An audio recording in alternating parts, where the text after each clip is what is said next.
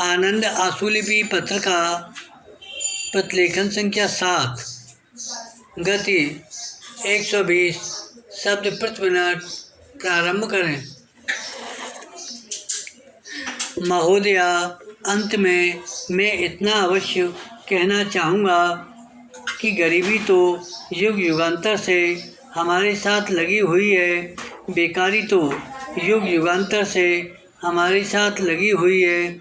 उसको समाप्त करने के लिए सभी राजनीतिक दलों को कोशिश करनी चाहिए और अलग अलग होकर नहीं बल्कि इकट्ठा होकर कोशिश करनी चाहिए और उसको समाप्त करना चाहिए, क्योंकि यह गरीबी ही सबसे बड़ा रोग है। इससे सारे रोग और महारोग पैदा होते हैं। इन रोगों को समाप्त करने का सबसे अच्छा तरीका है सब जनों को मिलकर इसे रोकना चाहिए। गरीबी कैसे दूर होगी? गरीबी दूर हो गई तो बेकारी दूर होगी, बेकारी दूर होगी तो महामारी दूर होगी। इन सब चीज़ों का सहज उपाय यह है कि हम सबको मिलकर एक दूसरे पर उंगली उठाकर बात नहीं करनी चाहिए।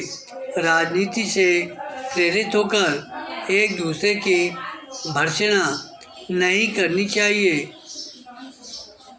भावुकता का अनुचित लाभ नहीं उठाना चाहिए और अगर कोई गरीब मर गया है तो उसकी लाश से खिलवाड़ नहीं करना चाहिए, मुस्कुराना नहीं चाहिए। पैरा। आदरणीय उपसभाध्यक्ष महोदया, निश्चित रूप से मैं माननीय सदस्य के प्रस्ताव का समर्थन करूंगा, लेकिन कुछ ऐसे तथ्य माननीय सदस्य ने उठाए हैं, मैं उनसे भी सहमत हूं कि यहाँ पर हर समस्या को राजनीतिक दृष्टि से प्रस्तुत किया जाता है। अपवाद स्वरूप मेरी पार्टी ने कभी किसी समस्या को राजनीतिक दृष्टि से प्रस्तुत किया होगा, लेकिन मेरी पार्टी को छोड़कर आमतौर से यहाँ पर सभी राजनीतिक दलों के लोग यथार्थ से नहीं राजनीतिक दृष्टि से ज़्यादा प्रेरित होकर समस्याओं को प्रस्तुत करते हैं। यदि ये बात सही है कि युग युगांतर से गरीबी चली आ रही है, तो इस देश में बड़े लंबे समय से हिंदुओं का राज रहा, मुसलमानों का राज रहा, ईसाइयों का राज रहा, सिखों का राज रहा, लेकिन अनुसूचित जाति और जनजाति के लोगों की स्थिति में कोई परिवर्तन नहीं आया।